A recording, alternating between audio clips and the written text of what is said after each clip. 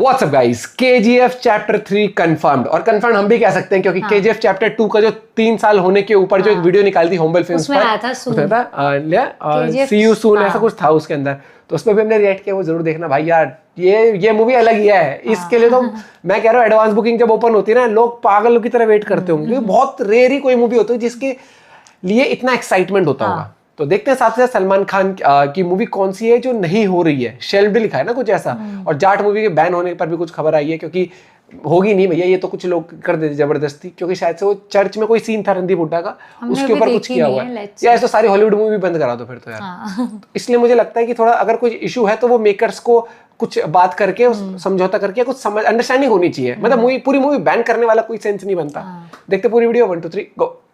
वेलो के तो लैडर न्यूज की 17th एपिसोड में आपका लैडर भाई आपका फिर से स्वागत करता है, जिसमें हम साउथ से लेकर बॉलीवुड की सारी न्यूज एंड अपडेट पे करते हैं बात, थोड़ी सी बकलोली और थोड़ी सी मस्ती के साथ। जैसे कि प्रभास की वजह से कैसे हो रहा है मेकर्स को भारी नुकसान, अजीत कुमार यश के साथ कौन सी फिल्म करने वाले, संजय दत्त को क्यों लगा सनी देओल से डर, जाट पर किसने लगाई बैन की डिमांड, कार्तिक आर्यन का डबल रोल, प्रियंका की मोटी फीस, मतलब काफी कुछ है बताने को। तो सबसे पहले बात करते हैं तमिल सिनेमा की, जहाँ अब डायरेक्टर नहीं बल्कि सुपरस्टार्स भी उड़जा काले कावा होते जा रहे हैं। मेरा मतलब तमिल सिनेमा में सुपरस्टार कंसिडर किए जाने वाले थला अजीत अब की बारी तमिल इंडस्ट्री से सीधा छलांग लगा के इंडिया के बिगेस्ट यूनिवर्स यानी प्रशांत नील के KGF यूनिवर्स ज्वाइन करने वाले हैं। देखो थला अजीत की GBU यानी कि गुड बैड अगली के बाद थला Ajit is trending on every platform. Well, इस फिल्म ने हिंदी में भले ही अच्छा खासा बज क्रिएट ना कर पाई हो, लेकिन तमिल मार्केट में फिल्म ने अच्छा बज क्रिएट किया था और GBU को लोगों ने एक मास एंटरटेनर फिल्म भी बताया था। मैंने अब तक देखी नहीं तो मैं कुछ बोल नहीं सकता, लेकिन सोशल मीडिया में स्पेकुलेशन ऐसी है कि जल्द ही अजीत कुमार KGF यूनिवर्स में एंट्री लेने वाले हैं। ऐसा इसलिए क्योंकि Ajith Kumar is in talks with Neel. अब देखो संजय दत्त को लेकर नील ने 2022 में क्या ही किया था, आपको याद ही होगा। KGF 2 ने भाई 1250 करोड़ का कलेक्शन किया था।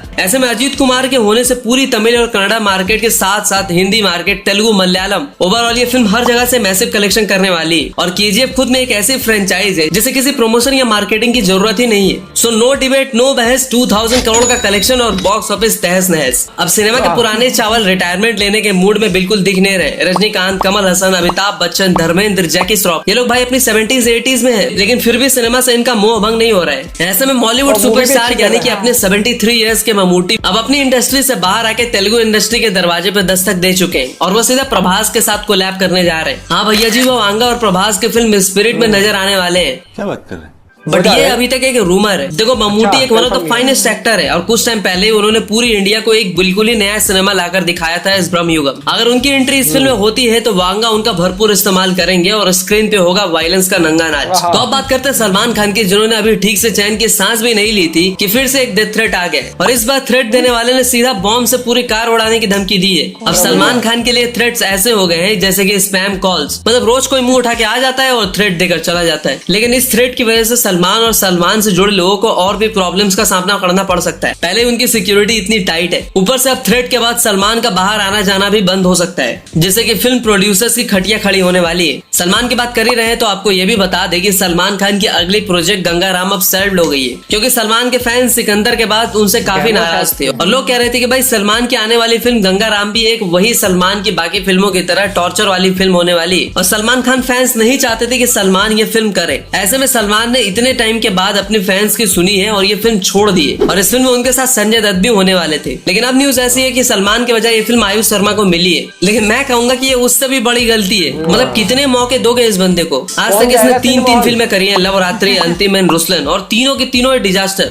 लेकिन सलमान का जीजा है तो बस फिल्में मिल रही है। तो बात वही है कि घोड़ों को नहीं मिल रही है घास और गधे खा रहे च्यवनप्राश। देखो आज भले ही इंडस्ट्री के सारे लोग सलमान का मजाक उड़ा रहे हो, उनकी फिल्में रेंग रही हो, लेकिन सलमान के सपोर्ट में अपने खिलाड़ी कुमार आ खड़े हुए हैं और उन्होंने कहा है कि टाइगर जिंदा है और हमेशा रहेगा। सलमान खान एक ऐसा टाइगर है जो कभी मर नहीं सकता। देखो अक्षय कुमार और सलमान की बॉन्डिंग हमेशा से काफी अच्छी रही है। दोनों ने एक दूसरे की फिल्मों में कैमियो भी किया है। सलमान ने तो पिछले साल BM CM के टाइम पे अपनी ईद की स्लॉट तक खाली कर दी थी। कोई नहीं बोलेगा कि सलमान के पास कोई फिल्म नहीं थी इसीलिए रिलीज नहीं की। देखो बॉलीवुड के टॉप स्टूडेंट से आज बैक बेंचर्स बन चुके ये दोनों ही स्टार एक दूसरे को सपोर्ट नहीं करेंगे तो कौन करेगा? कार्तिक आर्यन। वेल अटली कुमार और अल्लू अर्जुन की फिल्म पे अभी ठीक से कोई काम भी स्टार्ट नहीं हुआ है, लेकिन इन दोनों की इस प्रोजेक्ट की हाइप ऐसी है कि छोटी छोटी न्यूज भी ट्रेंड करने लग जा रही है। और अब जाकर न्यूज आई है कि एटली और अल्लू अर्जुन की इस फिल्म में बॉलीवुड के दो नेपो स्टॉक्स उठाए जाने का विचार चल रहा है, जिसमें से एक है खुद को जबरदस्ती मिडिल क्लास प्रूव करने में लगी जानवी कपूर और दूसरी है अपनी श्रद्धा कपूर। वेल फिल्म की बजट 800 करोड़ बताई जा रही है। वो इतनी हाई बजट की फिल्म है जितनी ना आज तक एटली ने डायरेक्ट किया और ना ही अल्लू अर्जुन ने इस पे काम किया है। लेकिन अगर एटली कुमार ने ऐसा डिसीजन लिया है तो कुछ सोच समझ कर ही लिया होगा। बात करते हैं जाट की, जिसमें इडली और सॉरी ना बोलने के चक्कर में सनी देओल ने पूरी 2.5 घंटे की फिल्म निकाल दी। लेकिन अब जाकर क्रिश्चियन कम्युनिटी वालों ने फिल्म पे बैन लगाने की मांग रखी है,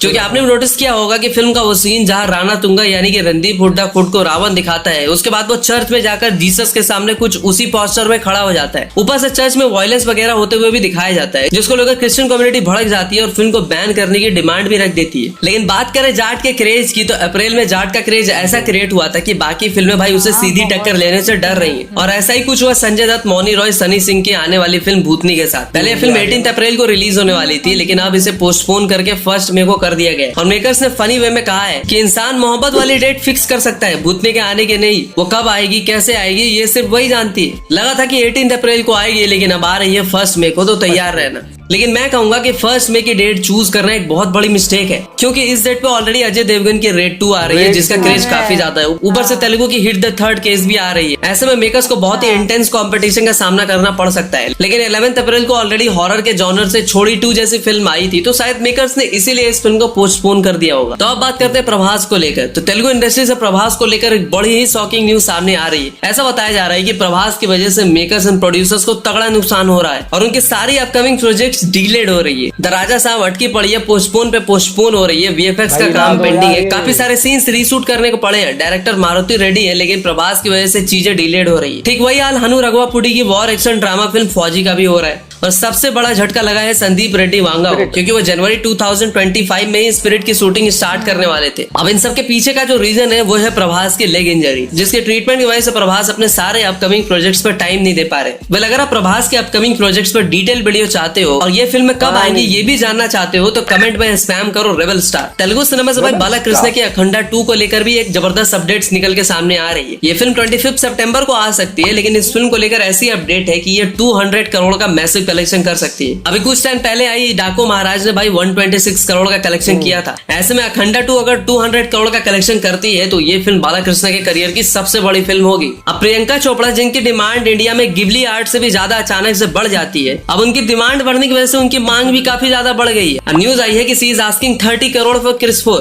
विंग बिला के अकॉर्डिंग इस फिल्म से वो फिर से अपना बॉलीवुड कमबैक प्लान कर रही है, लेकिन 30 करोड़ की फीस भाई साहब कुछ ज्यादा नहीं हो गया? अब ऋतिक की फिल्म की बात हो रही है, तो ऋतिक को लेकर एक और न्यूज आई है कि बाकी स्टार्स की तरह अब वो भी साउथ जाने को तैयार बैठे। दरअसल वॉर 2 में उन्होंने जूनियर एनटीआर के साथ काम किया है और शायद इसीलिए जल्द ही आपको ऋतिक तेलुगु फिल्मों में भी दिखाई देने वाले। वैसे तेलुगु से उन्हें ऑफर तो बहुत पहले ही आया था, लेकिन उस टाइम पर उन्होंने बाहुबली जैसी फिल्म से डिनाई कर दिया था। अब कार्तिक आर्यन भाई अक्षय कुमार की एक और छोड़ी हुई फिल्म नागजिला कर रहे हैं, ये तो आपको पता ही होगा। लेकिन आपको ये नहीं पता होगा कि कार्तिक इस फिल्म में 2 कैरेक्टर प्ले कर रहे हैं। मतलब काइंड ऑफ जवान जैसा कुछ देखने को मिलेगा, जहाँ एसआरके ने विलन और हीरो दोनों प्ले किया था। ऊपर से कार्तिक ने इस फिल्म के लिए 50 करोड़ की मोटी फीस भी ली है। तो अब बात करते हैं रिसेंटली रिलीज हुई फिल्मों के कलेक्शन के बारे में, जहां इंडिया नेट के मामले में जाट ने अब तक 58 करोड़ का कलेक्शन कर लिया है, तो वही गुड बैड अगली ने अब तक 113.51 करोड़ का कलेक्शन किया है। और दोनों ही फिल्मों को मिक्स्ड रिव्यूज मिले थे। तो भाई आज के लिए इतना ही, मिलते हैं अगली वीडियो में, तब तक के लिए हर हर महादेव। हर हर महादेव। यार केजीएफ चैप्टर 3 के अराउंड मैं बता रहा हूँ, जब मूवी का अभी तक कुछ अता पता भी नहीं है कि क्या कंटिन्यू होगी, क्या पास्ट होगा या फ्यूचर में होगी, या कोई पोस्टर आया हो, कुछ नहीं आया। उसके बाद भी सिर्फ चैप्टर 2 के उसमें 3 साल कंप्लीट होने पर जो वीडियो थी, उसी में जब उन्होंने लास्ट में बताया ना, एक्साइटमेंट अलग ही। क्योंकि यार अगर आपने वो देखा नहीं है ना, जो केजीएफ चैप्टर 2 का जो 3 साल का सेलिब्रेट करते वीडियो निकाली, उसके अंदर आपको ना चैप्टर 2 की मतलब आप ऐसा कहोगे भाई ये मूवी दोबारा देखने, वो ऐसा माहौल क्रिएट कर दिया उस वीडियो के अंदर। और भाई देखो एक कैरेक्टर से ना आपका अटैचमेंट भी हो जाता है। रॉकी कैरेक्टर जो उसके अंदर है ना, उसकी जब आप जर्नी देखते हो, बचपन में कैसा था, फिर उसने फिर भाई साहब अपनी जिंदगी पलटी, आगे किस तरीके साम्राज्य। और एक चीज और है, बड़े पर्दे पर प्रशांत नील ने किस तरीके से वो एम्पायर क्रिएट किया था, वो कलर ग्रेडिंग करके वीएफएक्स से, वो पूरा गजब। और जो वो अधीरा से फाइट होती है वो सीन पे, मतलब यार वो तो एक्साइटमेंट है। और आज केसरी 2 मूवी भी रिलीज हो गई है, तो भाई जिसने देखी होगी वो अपना पॉइंट ऑफ व्यू जरूर शेयर करेगा। और जाट मूवी बहुत अच्छा कर रही है। मुझे लगता है अगर कभी किसी सीन से अगर कोई इशू होता है ना, मुझे लगता है कि अब वो सीन डिलीट कर दो तो उस मूवी में कुछ ना कुछ गड़बड़ हो सकती है। तो उसके ऊपर एक मेकर से आप मीटिंग कर लो, उस पर थोड़ा कुछ हो जाए, या वो एकदम से वो बैन नहीं होना चाहिए। यार एक मेहनत होती है, आपको कोई सीन अगर लग रहा है तो उस सीन को क्या हो सकता है, एडिटिंग के थ्रू क्या हम उस सीन को रिप्लेस कर सकते हैं बैकग्राउंड, तो भी फर्क पड़ जाए हर एक चीज। Let's see. लेकिन भैया मजा तो आ रहा है, मतलब मूवीज लाइंड अप बहुत सारी है। रेड 2 भी है, आज केसरी 2 भी आ गई है। भाई अपना पॉइंट ऑफ व्यू बताना, आप कौन सी मूवी के लिए एक्साइटेड हो। और हाँ, अल्लू अर्जुन की जो आने वाली है इटली के साथ, उसका तो अभी तक स्टोरी लाइन का भी नहीं पता, लेकिन जो अनाउंसमेंट वीडियो थी ना, वही बड़ी गजब थी। हॉलीवुड पहुंच गए थे, वीएफएक्स स्टूडियोज पहुंच गए थे। Bye bye, take care.